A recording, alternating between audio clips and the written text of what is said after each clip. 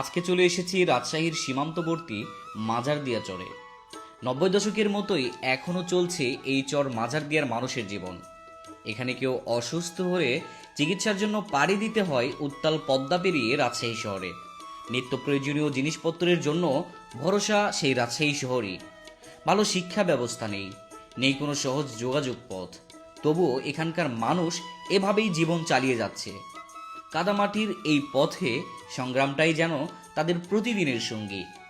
গ্রাম বাংলার একদম বাস্তব চিত্র দেখতে হলে এমন জায়গায় আসতে হবে। চলুন আজকের ভিডিওতে আমরা চর মাজারদিয়া ঘুরে দেখি। রাজশাহী টিবাগ থেকে একটি নৌকা রিজার্ভ করে আমরা রওনা দেই চর মাজারদিয়ার উদ্দেশ্যে। ভিডিওটি গত বর্ষার। ভরা নদীতে নৌকায় ভাসতে ভাসতে 30 থেকে 40 মিনিটের সেই পথটা যেন এক নিমিষেই কেটে গেল।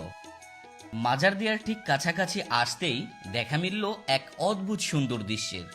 দিগন্তজোড়া চরের বুকে এক বিশাল গরুর পাল। সবুজের মাঝে এই পালের বিচরণ দেখে মনে হচ্ছিল এ যেন বাংলার সে আদি ও অকৃত্রিম রূপ, যা যুগ যুগ ধরে টিকে আছে। আপনার কয়টা গরু এখানে আছে? আমার গরু 700 আছে এখানে। আপনার গরুই 700 আছে? মাশাআল্লাহ। আপনার কি নিজের নাকি? হ্যাঁ, নিজের। আপনার নিজের? আচ্ছা, সব রাখা আমরা দে ওরিজিনাল মালিক। হ্যাঁ। প্রকৃতির এই উপহারটুকু ক্যামেরাবন্দি না করলে যেন অপূর্ণতা থেকে যেত। গরুর পালের মায়া কাটিয়ে চর মাজারদিয়ার ঘাটের কাছে পৌঁছালাম। এখানে চোখে পড়ল এক অন্য জগৎ।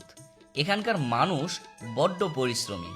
কেউ শহর থেকে প্রয়োজনীয় সওদা নিয়ে ফিরছে, আবার কেউ এই ভর দুপুরেও হাঁটু সমান পানিতে দাঁড়িয়ে পাটের সোনালি আঁশ ছড়াতে ব্যস্ত।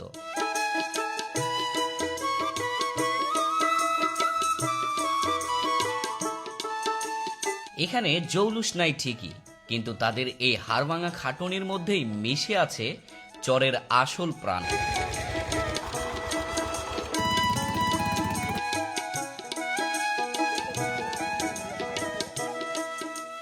মাজারদিয়া ঘাট থেকে এই চরের পুরো গ্রাম ঘুরে দেখার জন্য এখানে বাইক পাওয়া যায়। ঘাটের পাশেই একটা ছোট্ট চায়ের স্টল আছে। আমরা চা নাস্তা সেরে নিলাম, এরপর বাইক ভাড়া করে রওনা হলাম গ্রামের একদম ভেতরটা এক্সপ্লোর করার উদ্দেশ্যে। চর মাজারদিয়ার ঘাট এটা। এখান থেকে আপনারা মূলত কত নেন এখন বর্তমান চর মাজারদিয়া ঘুরে নিতে? এখন আপাতত এটা আমরা এমন করে নেতাও মানে যে যা দিচ্ছে এরকম যদি 300 টাকা দেয় কেউ যাওয়া আসা ঘুরতে। আচ্ছা, আবার আপনার যদি দূরে হলে আপনার যদি একটু মানে কত করে 400 টাকাও দেয়। হ্যাঁ, ঠিক না? আপনার কেউ 400 টাকা দেয়, কেউ 300 টাকা দেয়। এক্স্যাক্টলি ভাড়া আসলে 300 টাকা নাকি? 300 টাকা আমাদের গ্রামের মানে আমরা যে এখানে ভাড়া মারে টার্মিনাল যেটা হ্যাঁ। পুরা যাওয়া আসা 300 টাকা 400 টাকাও দেয়। যাওয়া আসা আসলে 200 টাকা, সরি 300 টাকা করে ভাড়া। আপনারা একটা বাইক নিলে 2 জন যেতে পারবেন। তো আমরা যাচ্ছি, দেখেন কি পরিমাণ দুর্গম এলাকা। এই রাস্তার ফাঁকা জায়গা তুমি শর্ট নিও এটা। আচ্ছা, সমস্যা নাই। এই রাস্তার পরিবেশটা দেখেন। ওইভাবে হবে না, মানুষ হলো বাইরে রাস্তা থেকে বাড়ি যাবে। আমরা আসলে 11 জন আসছি, 11 জনে 6টা বাইক নিয়েছি। তো 6টা বাইক নিয়ে আমরা চরটা ঘুরে দেখব, সেই সাথে সীমান্তবর্তী এলাকা যেহেতু, সেই সাথে দেখব ভারতের সীমানা পেরিয়ে যতটুকু দেখানো সম্ভব ততটুকু আপনাদের সাথে শেয়ার করব, দেখাবো। তো সাথেই থাকুন।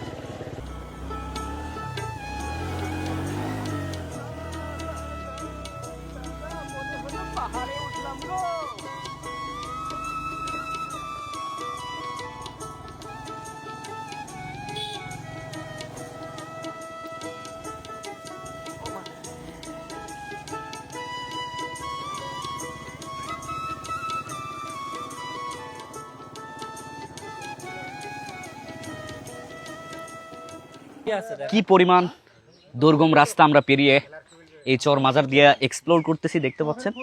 আমাদের বাইক আটকে গিয়েছে। তো আমাদের সাথে কিন্তু অলরেডি 3টা বাইক চলে আসছে, আরো 3টা বাইক আছে পেছনে।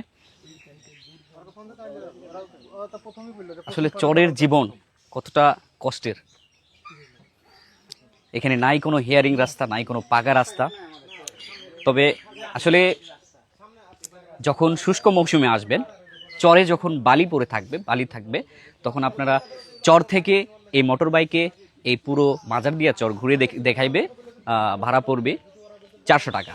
আর একটা বাইকে আপনারা 2 জন করে উঠে ঘুরতে পারবেন এই চর মাজার দিয়া। আর যেহেতু এখন বর্ষার মৌসুম, পানি থই থই নদীতে, এই জন্য চর মাজার দিয়ার কাছাকাছি একদম নৌকার ঘাট যেখানে আছে ওখান থেকে আমরা 6টা বাইক নিয়েছি।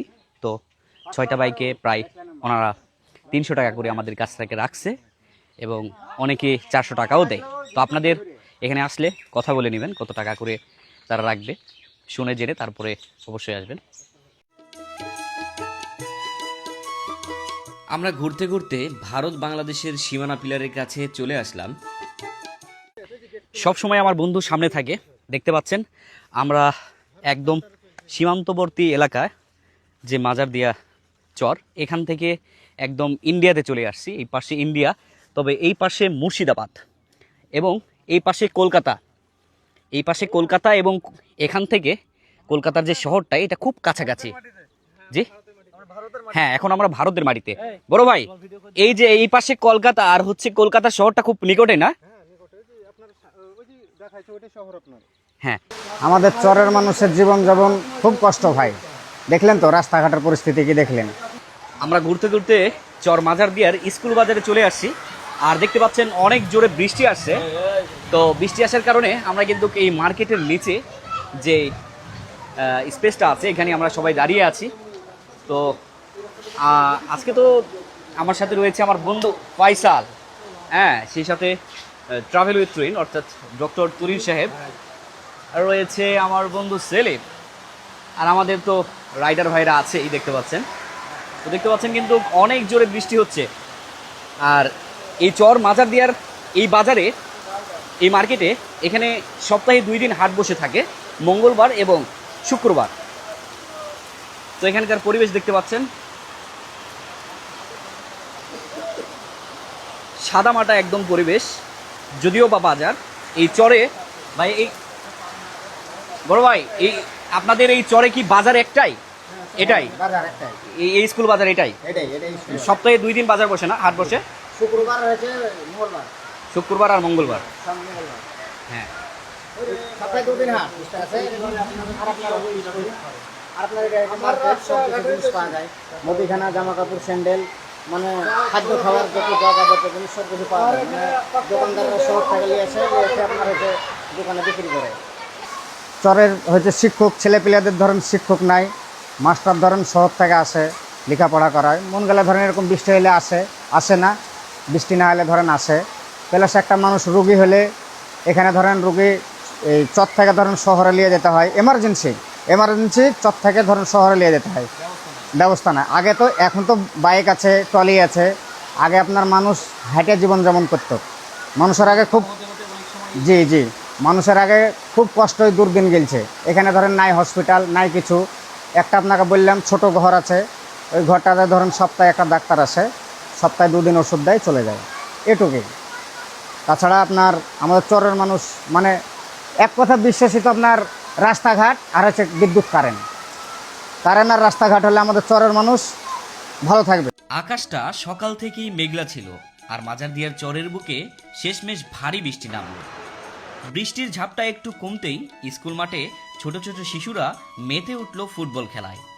সময় তখন বিকেল 3টা কি 4টা হবে। আমাদের দুপুরের খাবারটাও বাকি ছিল। আমরা মাঝির খালার বাড়িতে দুপুরের খাবারের ব্যবস্থা করি। বৃষ্টি থামতেই আমরা রওনা হলাম সেই খাবারের উদ্দেশ্যে। এই চরে কোনো খাবারের হোটেল নেই। যদি আপনি কখনো এই চর এক্সপ্লোর করতে আসেন তাহলে অবশ্যই খাবারের জন্য কিছু পার্সেল নিয়ে যেতে হবে, নয়তোবা আমাদের মতো মাঝির সাথে কথা বলে তার পরিচিত কোনো বাসায় খাবারের ব্যবস্থা করতে হবে। যেহেতু আমাদের সাথে আমাদের বাসার ভাই আছেন, ওনার পরিচিত এক বাসায় আমাদের দুপুরের খাবারের ব্যবস্থা করা হয়েছে। দেখতে পাচ্ছেন আমাদের ভাই বাদার সবাই বসে পড়েছে খাবারের জন্য। ভিডিওটি কেমন ছিল তা অবশ্যই কমেন্ট করে জানাবেন। আপনি যদি এই ভিডিওটি ফেসবুক থেকে দেখে থাকেন তাহলে আমার এই ছোট্ট পেজটি ফলো করবেন, এবং যদি ইউটিউব থেকে দেখে থাকেন তাহলে আমার এই ছোট্ট চ্যানেলটি সাবস্ক্রাইব করে পাশে থাকবেন। ভালো থাকবেন, সুস্থ থাকবেন, আল্লাহ হাফেজ।